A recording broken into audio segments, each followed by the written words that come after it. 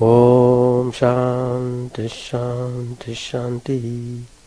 Om Stapakaya cha dharmasya Sarvadharma Swarupine Stapakaya cha dharmasya Sarvadharma Swarupine Avatara Varishtaya Ramakrishna te namaha. Asato ma sadgamaya tamaso ma jyotirgamaya mrityormamritangamaya. Om Shanti Shanti Shanti. Let us offer our salutations to Sri Ramakrishna, the embodiment of all religions, the Supreme God Incarnate, who came to establish religion universal. Let us pray to Him to lead us from the unreal to the real, to lead us from the darkness of ignorance to the light of knowledge, to lead us from death to immortality. We have been studying Gospel of Sri Ramakrishna. He has given number of spiritual instructions for the spiritual seekers. The point is, we must make an effort. That is the bottom line. Today's topic I have chosen, attachment clouds mind. It's all known to everyone, but we need to know how it obstructs our view about God. Attachment is one of the major obstructions in the spiritual path. There will be attachment, no doubt, as long as we are dealing in this world, but there is certain limit for that. If you cross that limit, attachment brings misery. Sri Ramakrishna asked Pratap, one of the devotees, "You have been to England. Tell us what you saw there." Pratap said, "The English people worship what you call gold. Of course, there are also some good people in England, those who live in unattached life. But generally, one finds a great display of rajas in everything. I saw," Pratap is telling to Ramakrishna, "I saw same thing in America. Recently, I think today, I read the news. The population of millennials is increasing in America. It's a good news, no doubt. But how far it brings some peace and happiness, that's a different question." When Pratap answered Sri Ramakrishna's question, what he saw in England, as well in America too, Sri Ramakrishna remarked, "Well, it is not in England alone that one sees attachment to worldly things. You see it everywhere." What a fine observation. But remember, that work is only the first step in spiritual life. God cannot be realized without sattva, love, discrimination, kindness, and so on. These virtues we have to cultivate. That's the meaning of Sri Ramakrishna telling this point. It is the very nature of rajas to involve a person in many worldly activities. That is why rajas, if it crosses its limit, it degenerates into tamas.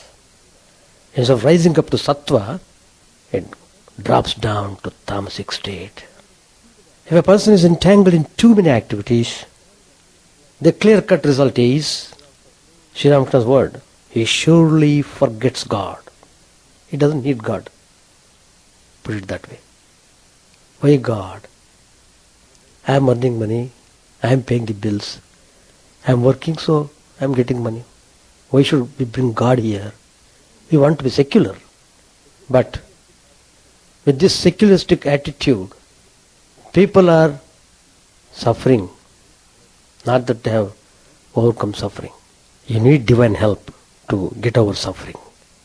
Further, Sri Ramakrishna says, but it is not possible for you to give up work altogether. Your very nature will lead you to it whether you like it or not. Therefore, what's the way? The way has been shown by the scriptures. Work you have to do undoubtedly, but do it in a detached spirit. That's to say, not to crave the work's results. Concentrate upon doing the work, then leave the result to the Divine Lord. For example, you may perform devotions and worship and practice austerities, but your aim is not to earn people's recognition or to increase your merit. It's not that people should recognize you as a yogi and you have to be marrying in that notion. The people have recognized me as a yogi. That sort of advertising attitude should not be there for a real spiritual seeker.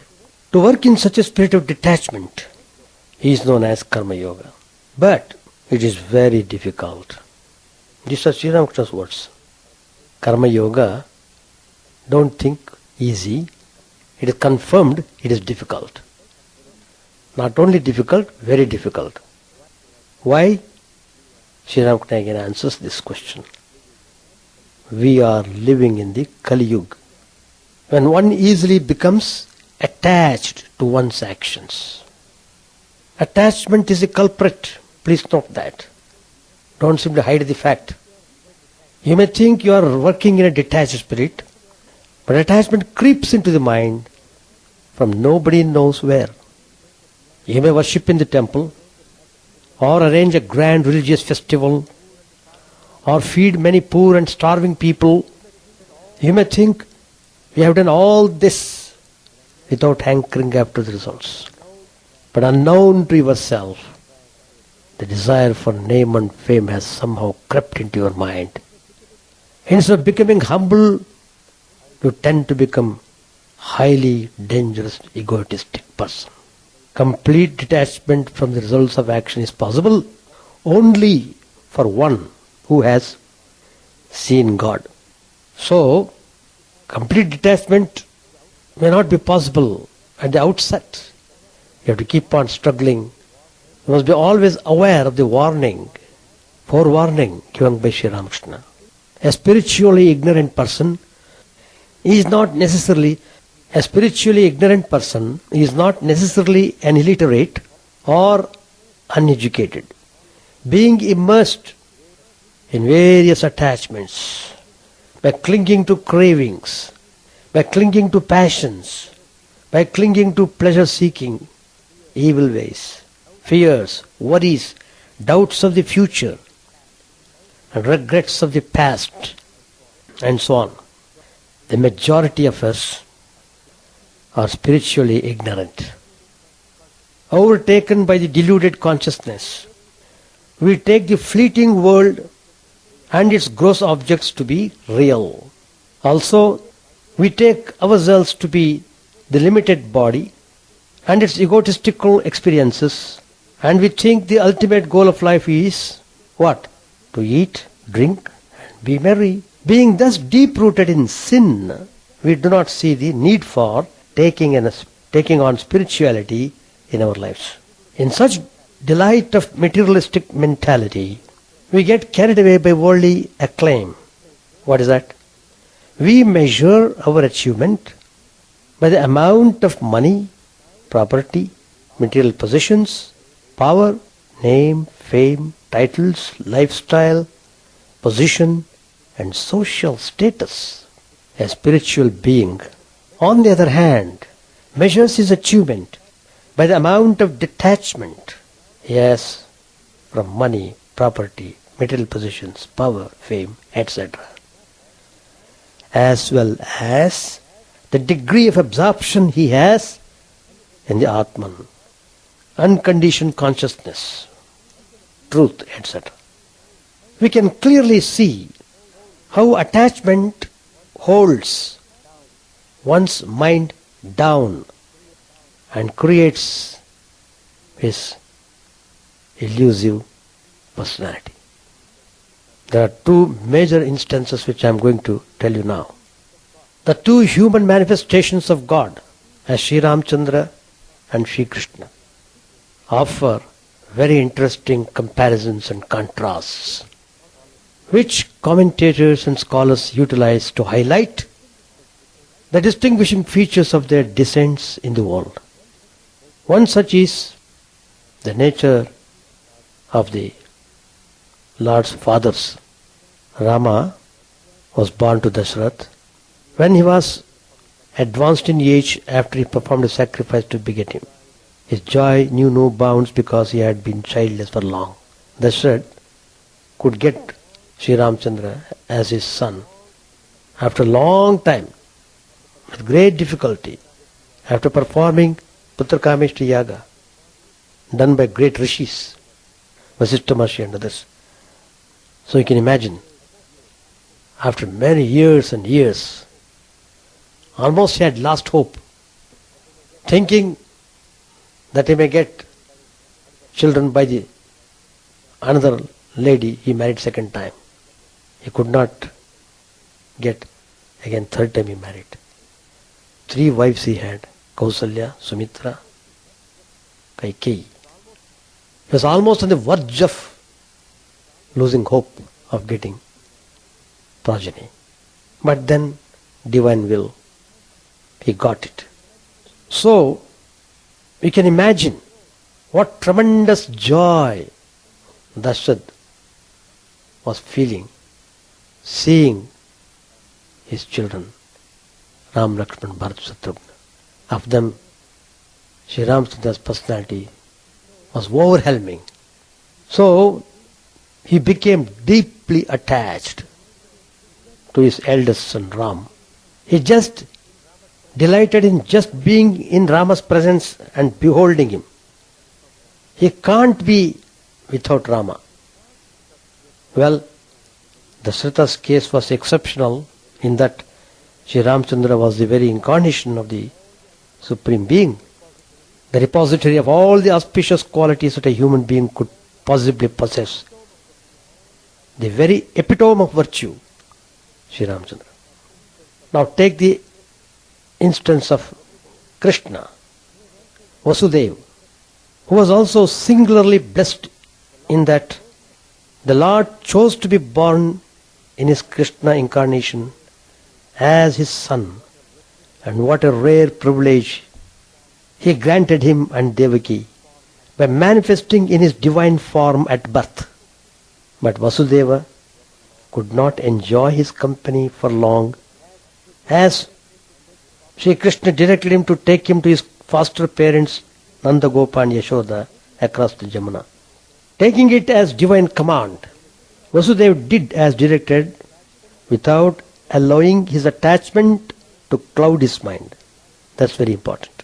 But in Dasharatha's case, he allowed his affection for Rama to overrule his judgment, which can be seen in the context of sage Vishwamitra's request to send Sri Rama with him to the forest.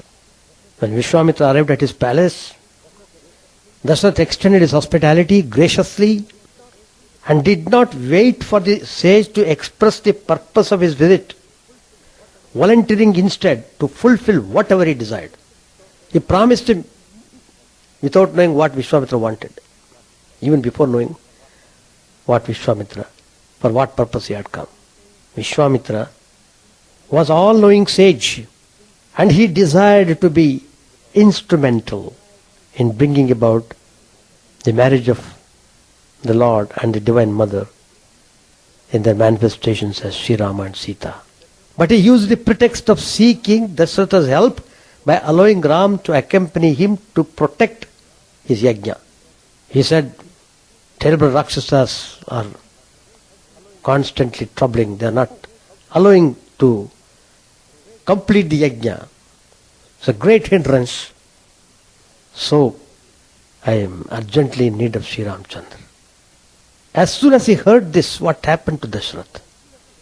He swooned the moment the sage mouthed his request. To him, Rama was but a youth. And how could he be a match for the Rakshasas? The sage was furious that the king had gone back on his word, and finally it was with Vasishtha's intervention that the king saw reason and agreed to send Ram. Personal attachments cloud our objectivity and our sense of dharma. Wrong actions and much heartache are the results. The more the attachment, the more the pain and suffering. In Bhagavad Gita, chapter 1, Arjuna says to Krishna, Tasman arha vayam hantum dhartarashtran swabandhavan swajaram bhi katam hatva sukinasyama madhava. O Lord Krishna, we should not kill the sons of Dhritarashtra, our own relatives, for how can we be happy by killing our own people? By using our relatives and our own people, Arjuna shows how his attachments make him agitated. The mind wandering into the future through its hopes and into the past through its egoistic memory saps an individual's freshness. This denies peace of the individual. Acharya Shankar very beautifully describes the nature of the mind in Vivekananda. Sushupti kale banasi praline naivasti kinchit sakala prasiddhehe ato manakalpita eva pumsaha samsara etasya na vastutosti. In a state of deep sleep, the mind is absent, absorbed in its causal state. Nothing exists. Everything is a creation of the mind. Vayuna niyate megha punastena iva niyate manasa kalpayate bandho mokshastena iva kalpayate. Again Shankara says, as the wind creates and destroys the clouds, so too does the mind create and destroy this bondage.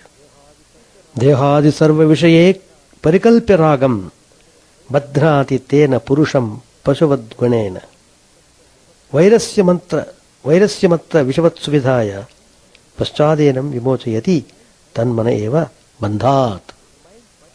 The mind binds the purush by the gunas, by creating attachment to the body and the objects of the senses, just as an animal is bound by a rope.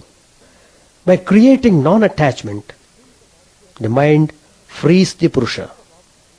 Think of objects as poison and you are free. Think of them as nectar and you are bound. Tasman manak karanamasya jantor bandhasya mokshasya cha vidhane bandhasya hetur malinam rajogunair mokshasya shuddham virajas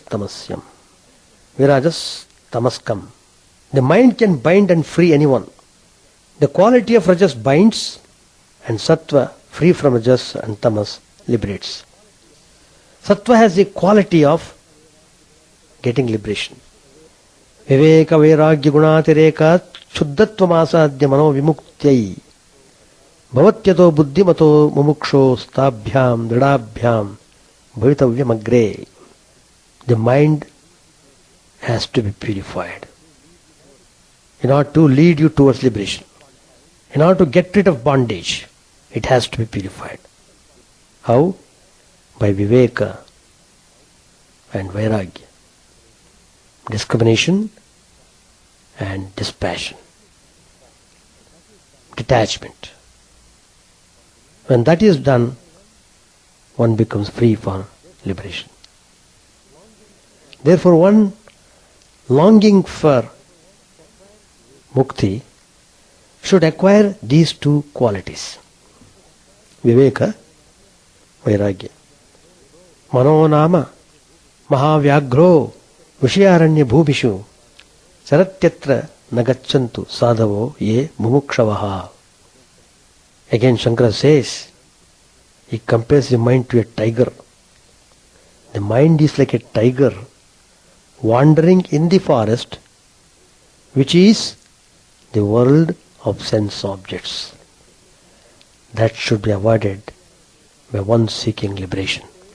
Manaprasute vishayana sheshan sthulatmana sukshmataya cha bhoktuhu sharira varnashrama jati vedan gunakriya hetu phalani nityam.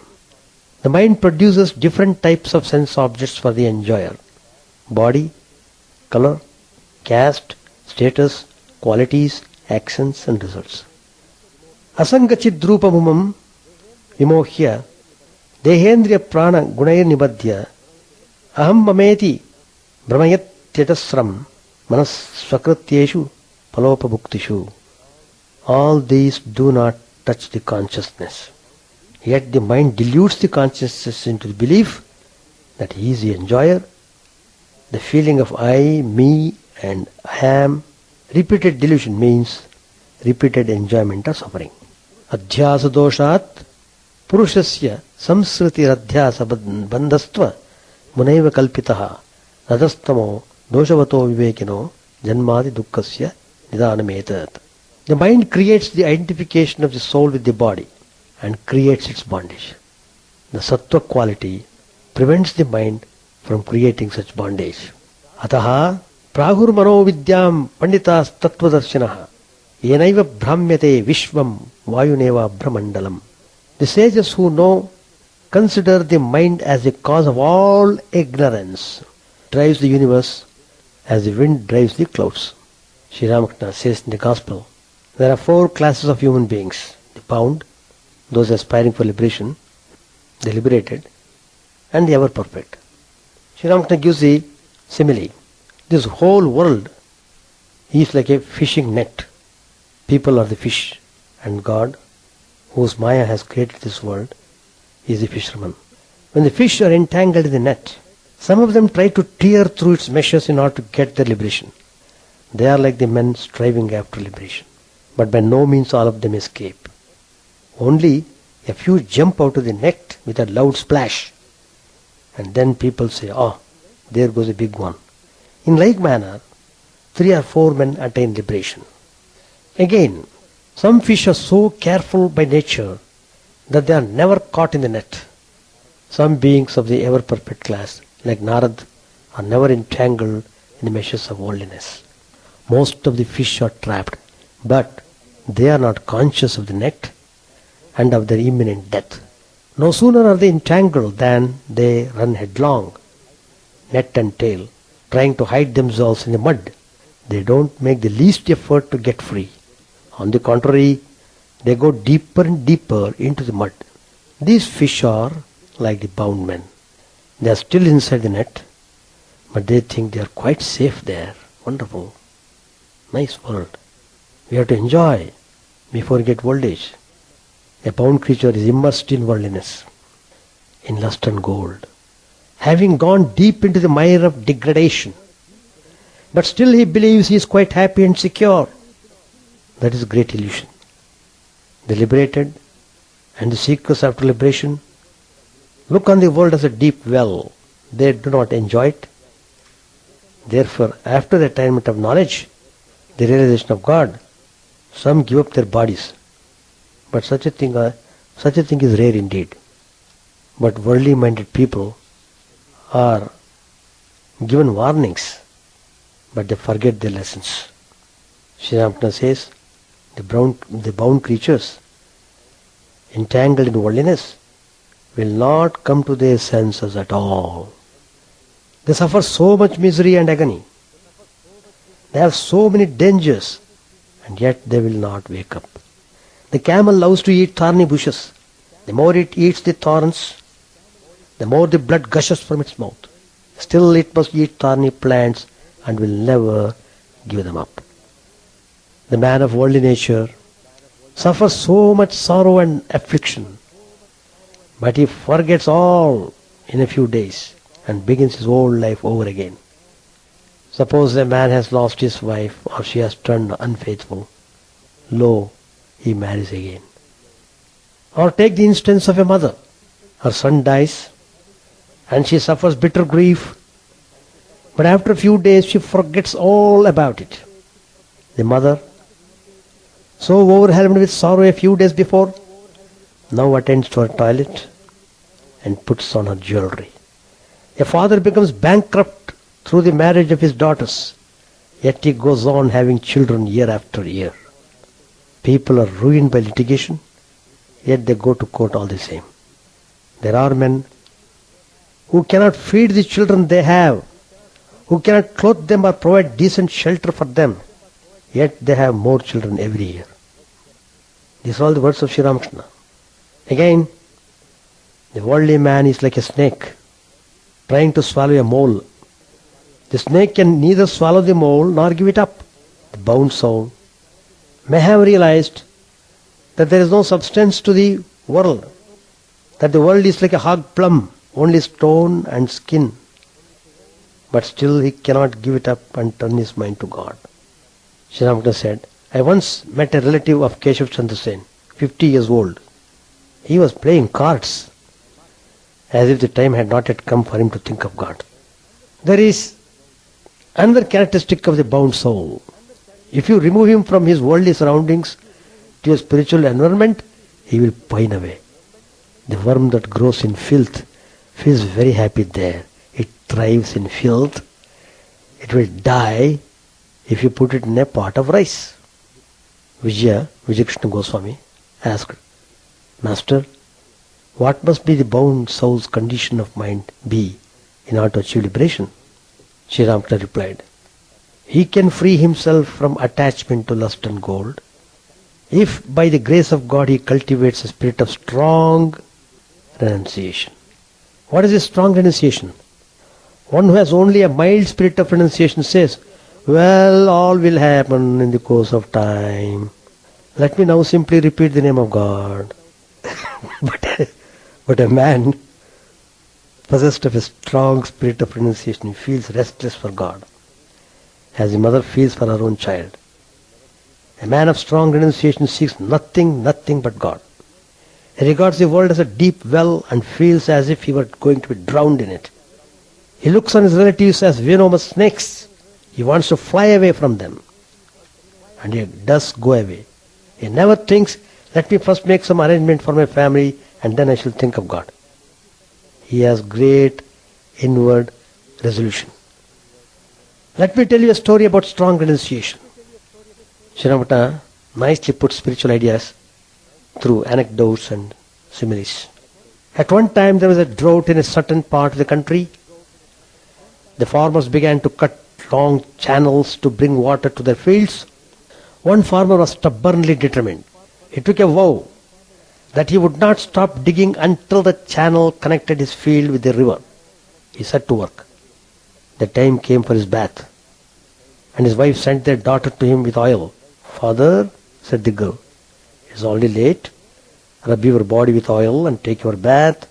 Go away, thundered the farmer. I have too much to do now. It was past midday, and the farmer was still at work in his field. He didn't even think of his bath. Then his wife came and said, why haven't you taken your bath? The food is getting cold. You overdo everything. You can finish the rest tomorrow or even today after dinner. The farmer scolded her furiously and ran at her, spade in hand, crying, what? Have you no sense? There is no rain. The crops are dying. What will the children eat? You will all have to starve to death. I have taken a vow not to think of bath and food today before I bring water to my field. The wife saw his state of mind and ran away in fear. Through a whole day's back-breaking labor, the farmer managed by evening to connect his field with the river. Then he sat down and watched the water flowing into his field with murmuring sound. His mind was filled with peace and joy. He went home, called his wife very gently and said to her, now please give me some oil and prepare me a smoke. With a serene mind he finished his bath and meal and retired to bed, where he snored to his heart's content. The determination he showed is an example of strong renunciation. Now, there was another farmer who was also digging a channel to bring water to his field. There also his wife came to the field and said to him, "It's very late, come home. It's not necessary to overdo things." The farmer did not protest much, but put aside his spade and said to his wife, "Well, I will go home, and since you asked me to," all laugh. That man never succeeded in irrigating his field. This is a case of mild renunciation. As without strong determination, the farmer cannot bring water to his field, so also without intense yearning, a man cannot realize God.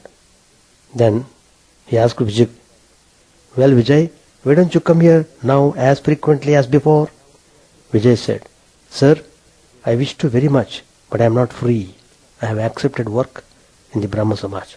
What is it that really creates bondage? Sri Ramakrishna answers that. It is lust and gold that binds man and robs him of his freedom. It is woman that creates the need for gold.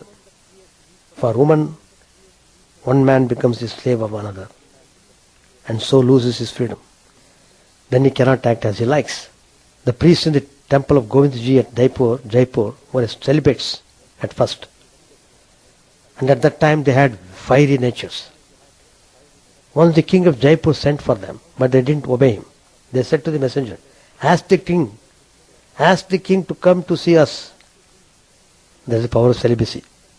After consultation, the king and his ministers arranged marriages for them. From then on, the king didn't have to send for them. They would come to him of themselves and say, "Your Majesty, we have come with our blessings. Here are the sacred flowers of the temple. Accept them."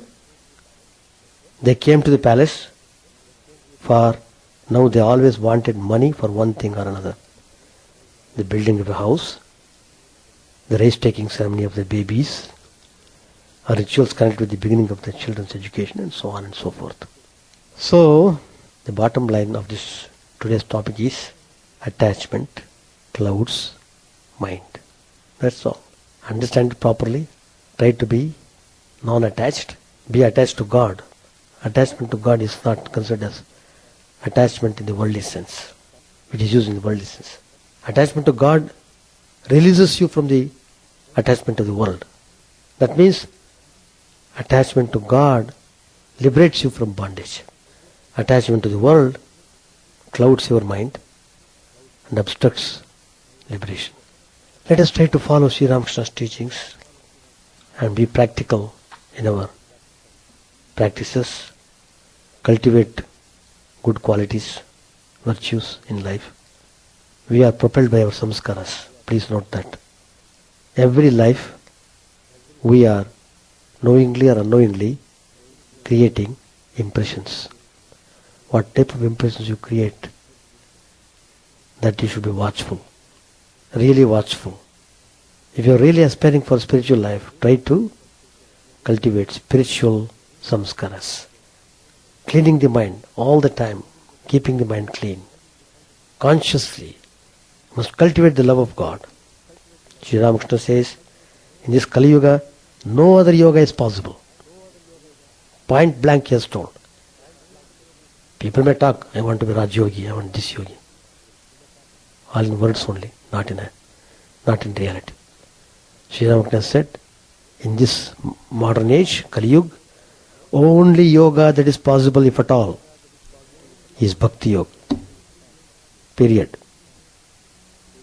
Page 982. Well, X is so modest and humble, he is totally self-effacing. Can you tell me how I can develop humility? M said, speaking about your ego, the master said, whose ego is it? Narendra, what did he mean? M said, a friend one day said to Radhika, you are egotistic. That's why you insulted Krishna. Whereupon another friend said to the first, yes, Radhika is egotistic, no doubt. But whose ego is it? What she meant was that Radha was egotistic because she regarded Krishna as her Lord. It is Krishna himself who kept that ego in Radha.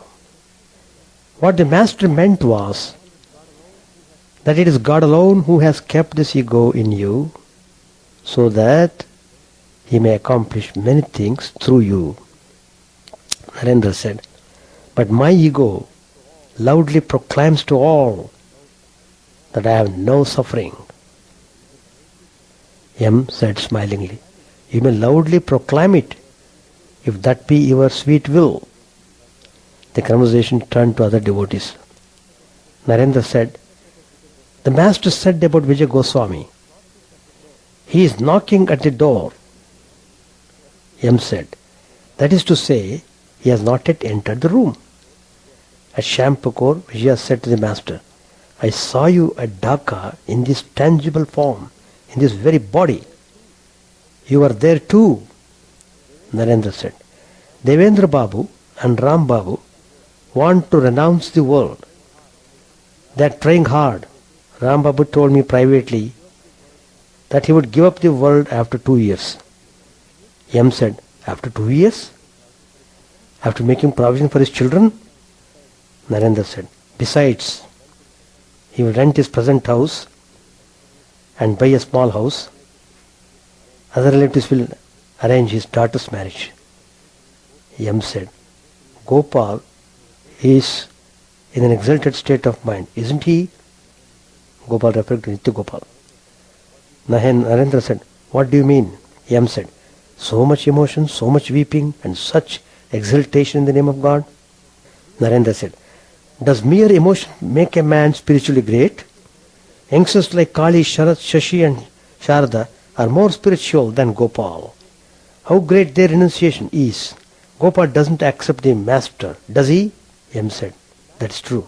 The master remarked that Gopal did not belong to the circle of his devotees. But I saw him show great reverence for Sri Ramakrishna. Narendra said, what did you see? M said, at that time I was just becoming acquainted with Sri Ramakrishna. One day after the meeting of the devotees in his room had broken up, I came out and saw Gopal on the footpath, kneeling with folded hands before the master. The moon was shining brightly overhead. It was a red path sprinkled with brick dust just outside the long veranda north of the master's room. Nobody else was there. It appeared to me that Gopal had taken shelter at Sri Ramakrishna's feet and the master was encouraging him. Narendra said, I didn't see it. M said, further, the master used to say, Gopal is in the state of a Paramahamsa. But I also distinctly remember his forbidding Gopal to be intimate with women devotees. Many a time he warned him about it. Narendra said, speaking to me about Gopal, the master asked, why, if Gopal was a real Paramahamsa, he should hanker after money? He doesn't belong to this place. The master said, those who are my own will always come here. He used to be angry with tea because he was Gopal's constant companion and didn't come to the master more often. Gopal has spiritual realizations, no doubt, the master said to me, but he has attained them all of a sudden without the necessary preparations. He is not one of many, he is not one of my own. If he is, why haven't I wept for him?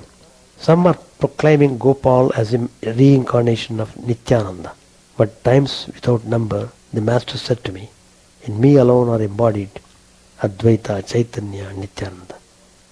I am all these three. We shall stop here. Chant the name of the Lord and His glory unceasingly, that the mirror of the heart may be wiped clean and quench that mighty forest fire, worldly lust raging furiously within.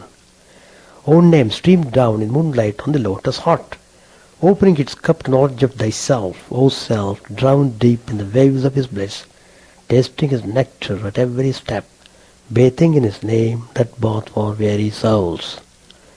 Various are thy names, O Lord, in each and every name thy power resides. No times are set, no rites are needful for chanting of thy name.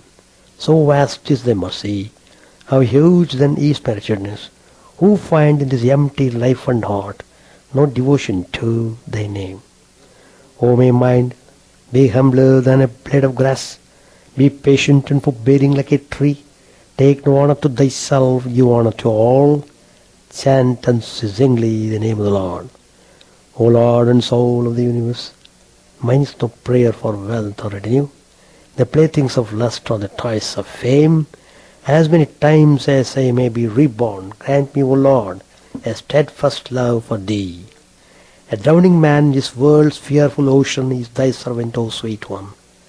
In thy mercy consider him as dust beneath thy feet. Oh, how I long for the day when an instant's separation from thee, O Lord, will be as 1,000 years, when my heart burns away with its desire, and the world without thee is a heartless void. Prostrate at thy feet let me be, in unwavering devotion, neither imploring the embrace of thine arms, nor bewailing the withdrawal of thy presence, though it tears my soul asunder. O thou who stillest the hearts of thy devotees, do with me what thou wilt, for thou art my heart's beloved, thou and thou alone. O Lord, lead us from the unreal to the real, lead us from darkness to light, and lead us from death to immortality. May all be free from dangers, may all realize what is good, may all be actuated by noble thoughts, may all rejoice everywhere. May all be happy, may all be free from disease, may all realize what is good, may none be subject to misery. May the wicked become virtuous, may the virtuous attain tranquility, may the tranquil be free from bonds, may the freed make others free. May good betide all people, may the sovereign righteously rule the earth, may all beings ever attain what is good, may the worlds be prosperous and happy. May the clouds pour rain in time, may the earth be blessed with crops, may all countries be freed from calamity, may holy men live without fear. May the Lord, the destroyer of sins, the presiding deity of all sacred works be satisfied, for he being pleased, the whole universe becomes pleased, he being satisfied, the whole universe feels satisfied.